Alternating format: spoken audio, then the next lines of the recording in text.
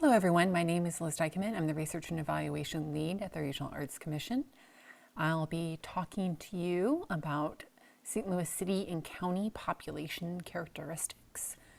In this presentation, we're going to be looking at overall characteristics of St. Louis City and County, including race and ethnicity, household income, poverty, education, occupation, etc. We'll also be doing a deep dive or two into the arts workforce and a couple of other indicators as well. The hope is that this will help give you a better sense of who lives in St. Louis City and County and what their experiences or life experiences are like based on their populations. So first we're going to be looking at race and ethnicity. As you can see, ethnicity here is Hispanic or Latino, which is included on the same graph. So clearly, while white residents make up the majority of St. Louis City and County, they did experience a decrease in population of about 6.2% between 2010 and 2020. St. Louis County experienced much of the population loss compared to St. Louis City that had much less population loss of white residents over that same time period. Black or African American residents also experienced a decline, but it was very small, less than 1% between 2010 and 2020. There were considerable increases in Asian, some other race, and two or more races populations. The proportion of residents that self-identified as two or more races increased by 4%, or 3 times the amount they did in 2010 by 2020. Looking at ethnicity, which is again Hispanic or Latino here, the population almost doubled in 10 years from 2.7% to 5.0%. I mean, overall, while there is a loss of white and black or African American populations, again, the latter being much smaller, all other races have significant increases from 2010 to 2020. In 2010, Asian, some other race, and two or more races accounted for 5.6% of the population, and by 2020, they accounted for 12.6% of the population. I think what's important to note here is that I think often people think about St. Louis and St. Louis City and St. Louis County in terms of a black-white divide, but we really need to remember that we're seeing really substantial increases in populations by race and ethnicity outside of that black-white divide. This is a cross table of race and ethnicity by city and county between 2010 and 2020. And what you can see here are some of the things I mentioned before. If you look at St. Louis County 2010 white population, it's 71.4%. If you scroll over to 2020, it's 63%. So that's where we're seeing the largest decrease in white residents. St. Louis City really was pretty comparable. In 2010, it was 44.1%. And in St. Louis City in 2020, it was 43.9%. And as you can see in St. Louis City in 2020, it's roughly comparable the proportion of white residents compared to black or African American residents. So those are some of the big changes that we see. I did want to also note that when we're looking at black or African American populations, they do stay pretty comparable. They do drop in St. Louis City between 2010 and 2020, and slightly increase in St. Louis County by about 2% in that same time period. Again, we're seeing much larger increases in Asian, some other race, two or more races, in Hispanic or Latino. When we're looking at Hispanic or Latino, a lot of those increases are coming from St. Louis City. Similarly, we see that increases in two or more races is largest in St. Louis City, and same for some other race. The Asian residents, actually, we're seeing the larger increase in St. Louis City as well, though we do see comparable increases in St. Louis County.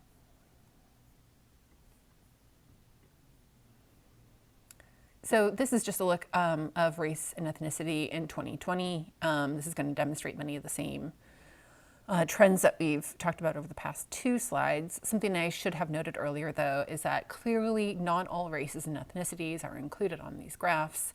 That's primarily because Native Hawaiian and other Pacific Islanders, as well as American Indian and Alaska Native peoples, make up less than 0.5% of the population in St. Louis City and County.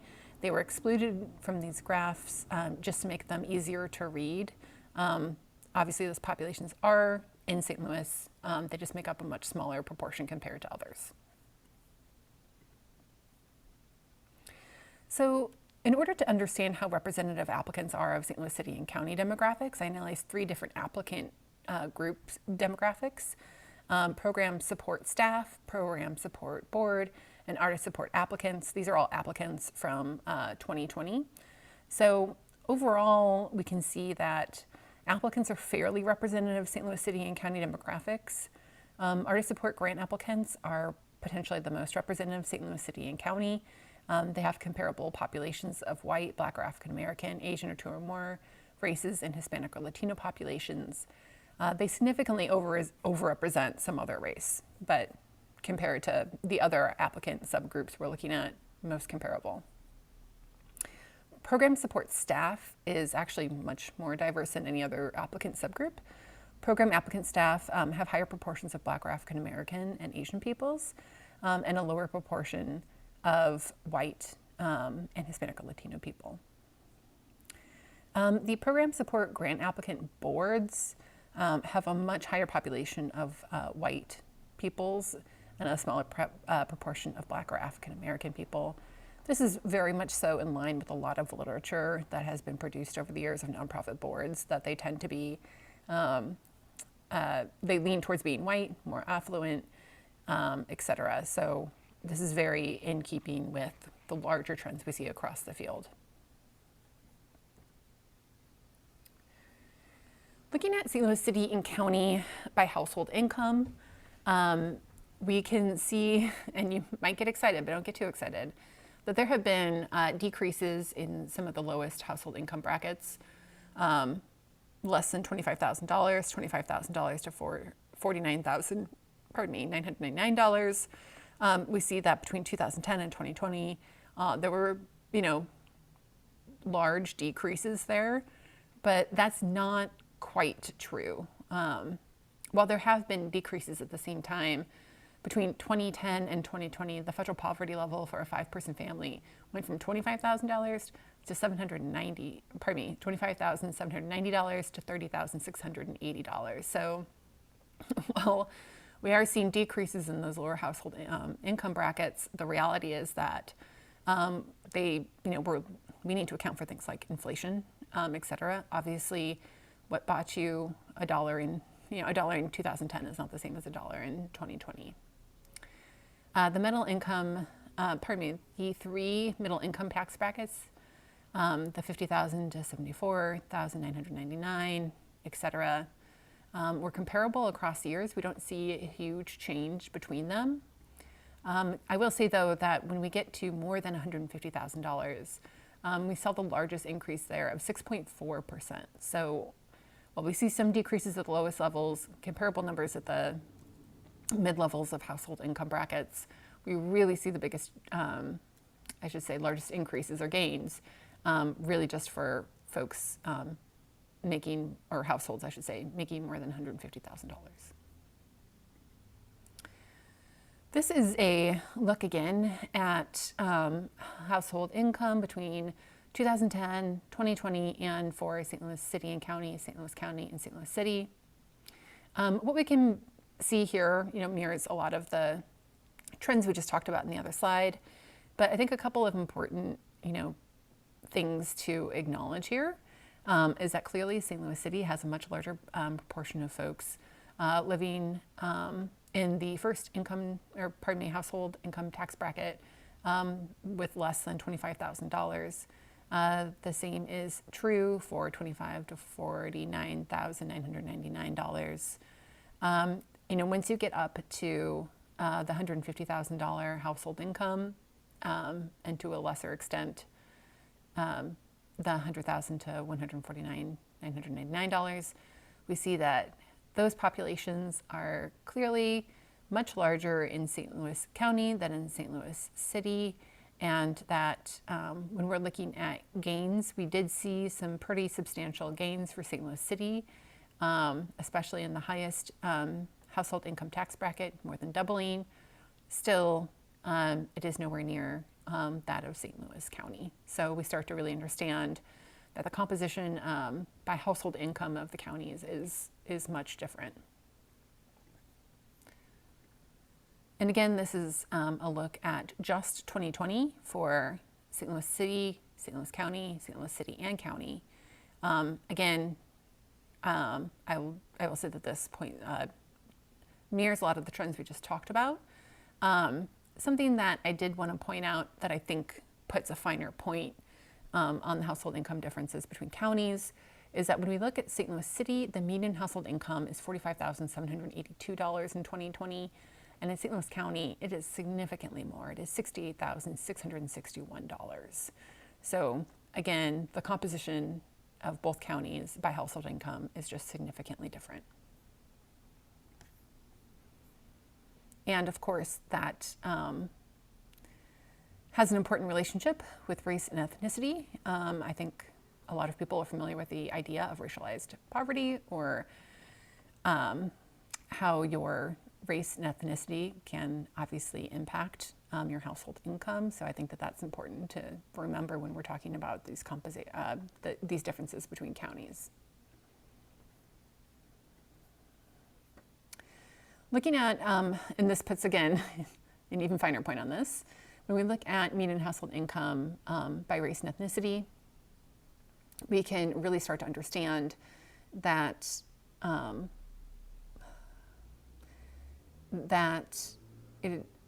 this being able to have this view of household income is important for being able to understand the life experiences of different populations. And, especially in terms of arts and culture, household income directly impacts access and participation in the arts. So that's very important to remember. For Asian and white populations in both counties, as well as two or more races populations in St. Louis City County and Hispanic or Latino in St. Louis City, they all have larger median household incomes than all households in those counties. However, if we look at Black or African American and some other race populations, they have lower median household incomes than all households in those same counties. So again, I think that this better demonstrates the relationship between race and household income that I was just discussing. But it's important to also mention that we're not only talking about differences between race and ethnicity household income, but also by place. So when we look at, if you just scroll down St. Louis City column, you can see that overall there's just a very, St. Louis City median household income is just smaller overall compared to St. Louis County. In some populations, it's rather comparable, like some other race or Hispanic or Latino. But then again, when you look at, Black or African American residents, there's a $15,000 difference in household median income in St. Louis County versus St. Louis City. So it's important to discuss both race and place here. The poverty level in 2020 in St. Louis City and County is 11.9%. In St. Louis City, it's 20.4%. That means, 1/5 of the population lives below the poverty level. St. Louis County, it's almost half of that at 9.3%. We're going to turn now to looking to educational attainment. So overall, we don't see huge changes, kind of like population in St. Louis City and County.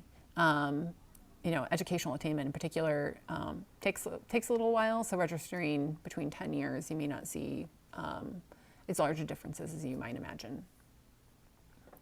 Irregardless, we do see some changes though, and they're very important and of note. The first is that, we see a decrease in educational attainment for those that have less than 9th grade between 2010 and 2020. The rate of high school graduates, some college, no degree, bachelor's degree, is roughly comparable between the 2 year, or pardon me, the 2 decades. I should say though that we still see small increases in 2020, but we're talking about like 2%, 3%. Really, I think the big takeaway here is that the largest increase in educational attainment is by graduate or professional degree, which rose by a little bit more than 4%. So again, that doesn't seem like a very large percentage, but over time that is. And we can definitely see that we're migrating towards a more professionalized workforce, more educated workforce, and that's been true in America for quite some time. So that trend just continues to unfold. So again, we're going to be looking at educational attainment by county and by year here. I want to just point out that when we're talking about less than high school, we see the largest drop in St. Louis City of folks who have less than high school educational attainment. When we look at high school degree, again, we have a larger drop in St. Louis City than St. Louis County.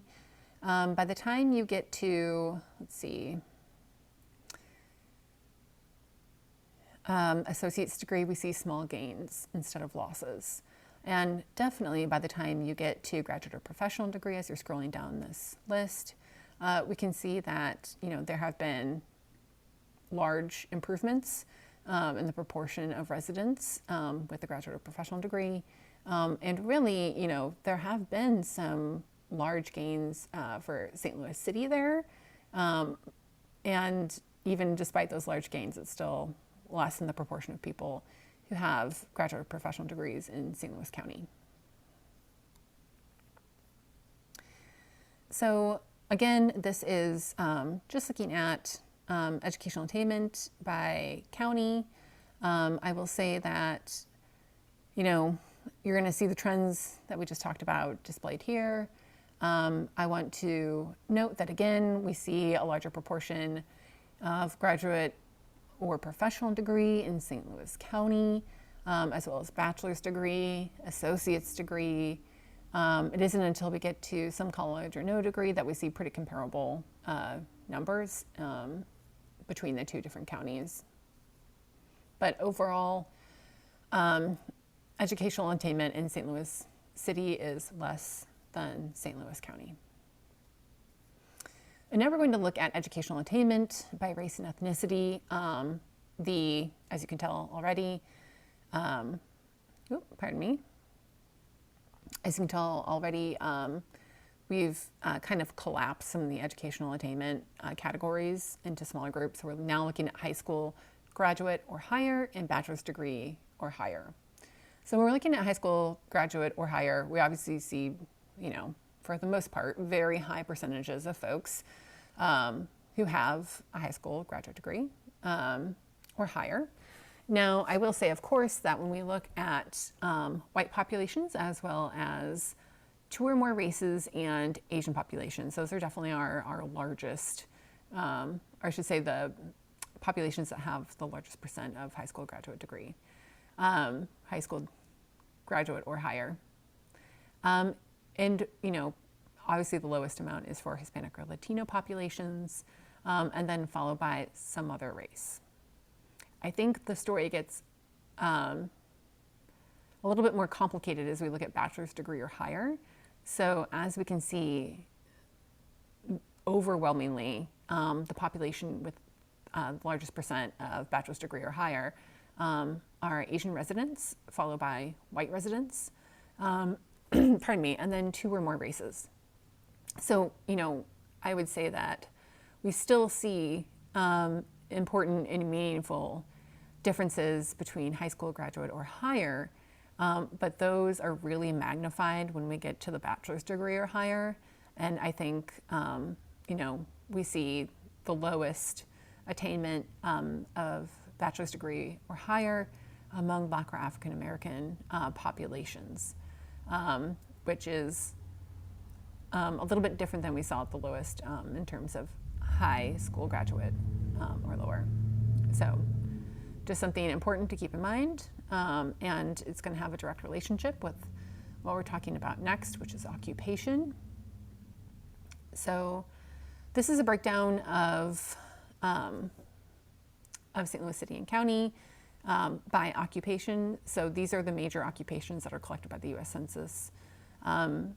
Overall, I will say that management, business, and financial, computer engineering, and science, and then kind of to a lesser degree, education, legal, community service, and healthcare practitioners are kind of considered the highest paid occupation categories here, and are oftentimes the most desired. It isn't until we get down to service, sales, etc. Those typically are lower paying occupations. As you can see, we have overall, with the exception of education and healthcare, higher proportions of these occupations in St. Louis County. Now, education and healthcare are probably a little bit higher in St. Louis City because we have very large educational institutions as well as healthcare systems and hospitals located in St. Louis City. So I wouldn't be surprised if that is the reason we see a little bit larger proportions in St. Louis City there. But when we start getting into service, for example, much higher proportion in St. Louis City. Also not too surprising since a lot of tourist attractions are located downtown, as well as restaurants, hotels, etc., baseball park, you name it. And then we see some pretty comparable numbers too, though. We don't see huge differences between natural resources, production, transportation, moving material, and even healthcare. Not huge differences. But overall, we do see that, St. Louis County does seem to have a little bit of a different occupation mix than St. Louis City. We're now looking at St. Louis City and County by occupation, by race and ethnicity. So again, some of those occupation categories are kind of collapsed down, so this table is easier to read, graph is easier to read. But we do start to see some pretty important trends when we start talking about occupations by race. So first off, Asian, to a lesser degree, white populations are most likely to hold management, business, science, and arts occupations. The proportion of each population in that occupation category is very similar to the rates of graduate degrees that we were talking about earlier. Black or African American, some other race, and Hispanic or Latino populations have the highest percentage of service occupations. These populations also have higher proportions of production, transportation, and material moving occupations. And then Black or African American population is about equally split between management, service, and sales on office occupations. And I think that they're rather comparable to Hispanic or Latino populations, with the exception that we see a higher proportion of Hispanic or Latino peoples in the natural resources, construction, and maintenance occupation. So I think that, again, I want to be able to draw the relationship between race, occupations, and household income. Again, we see that, folks with the highest median household incomes are those that tend to fall in the management, business, science, and arts occupations. Whereas, I think when we see larger percentages of production, transportation, service, etc., those are more closely related to household median incomes of folks, have a stronger relationship with populations that have lower household median income. We're going to turn now from looking at U.S. Census data to looking at specialized data on artists and in the workforce. So this graph shows the percent of artist occupation by race and ethnicity in our MSA workforce. The MSA workforce is about 1.4 million people. Artists in our MSA workforce is a little bit over 20,000. So when you're looking at the overall percent of folks in the labor force how many of those are artists, we're looking at about 1.4%. If you break it out by race, we start to see that, we have some very comparable numbers to that overall percentage. For example, white and Hispanic or Latino, and even to some extent, Asian populations are roughly comparable to the overall. Clearly, white artists are the only ones that are overrepresented. However, when we start looking at other race, as well as Black or African American populations, we start to see a really huge decrease or underrepresentation of these populations in the artist workforce. I think that there's probably lots of reasons for that. I think one of them is probably the definitions that are used around being a professional or a working artist. One is that it requires, at least for the US Census, 3 or more years of a certain level, hitting a certain level of expenditures and revenues as an individual to be considered professional or in the workforce. And more so, they provide a very, in my opinion, narrow set of categories around what an artist is. It's not necessarily a muralist or a dancer or a hip hop dancer, or, I think it's a pretty narrowly defined and rather Eurocentric definition of arts occupations. So I think that that's important to keep in mind as we talk about how inclusive these definitions are and how they are actually measuring participation in the workforce.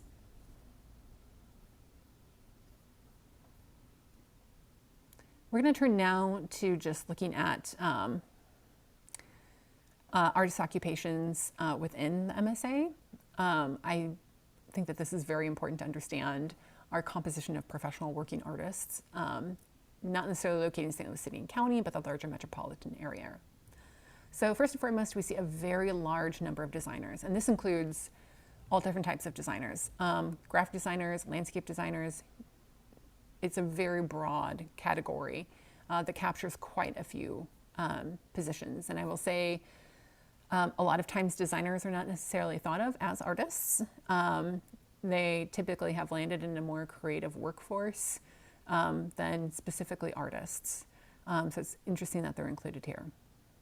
And then, the next largest group, which is only about 1/3 the size, less than that, of designers, are artists, curators, and related workers.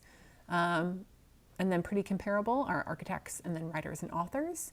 I think what gets really interesting as you move down the list is that we have a really small percentage of dancers and choreographers, entertainers and performers, and then media communications, television, at least smaller than I personally had thought of in the region. So I think that this is a helpful overview of who we're talking about when we're talking about professional working artists in the region. And primarily, we're talking about designers, we're talking about artists, we're talking about writers, we're talking about musicians. So next, we're just going to talk really quickly about vacancy and home ownership.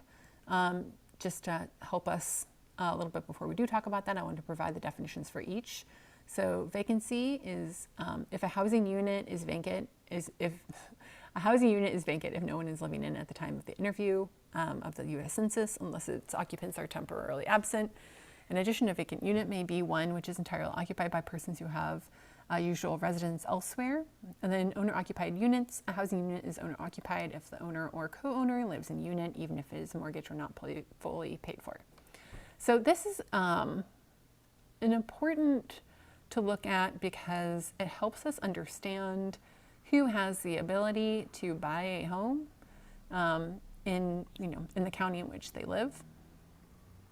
So we can start to see that first and foremost, the vacancy rate in St. Louis City is clearly much higher than in St. Louis County by about 10%. Also, when we're talking about owner-occupied housing units, we're talking about, or at least in St. Louis County, we're talking about the majority of housing units are owner-occupied. When we're looking at St. Louis City, we're only talking about a little over 1/3. That's a very large difference, and historically, it's been important to look at homeownership, especially by race, because it demonstrates the access to capital and, frankly, very racialized policies in America that often affect home ownership. Next, we're going to look at broadband internet by county. This has been particularly important in the past couple of years as we talk about accessibility of the arts during COVID-19. A lot of programming has moved online, and so it's been important to really think about internet accessibility. So we can see that in St. Louis City and County, about 86.3% of the population has access to broadband internet. I should say households have access to broadband internet. In St. Louis City, that's about 8 in 10 people. And in St. Louis County, that's roughly 9 in 10 people. I will say that households with broadband internet doesn't necessarily take into account folks who are using their phones primarily to access the internet, so that is something important to keep in mind. That is my last slide. Thank you all so much for joining me as we talk about St. Louis City and County population characteristics. Again, I think it's very important as we talk about accessibility of the arts, inclusion, diversity, and equity to really understand who the residents are of St. Louis City and County. So I hope you find this helpful, and thank you so much for joining me today.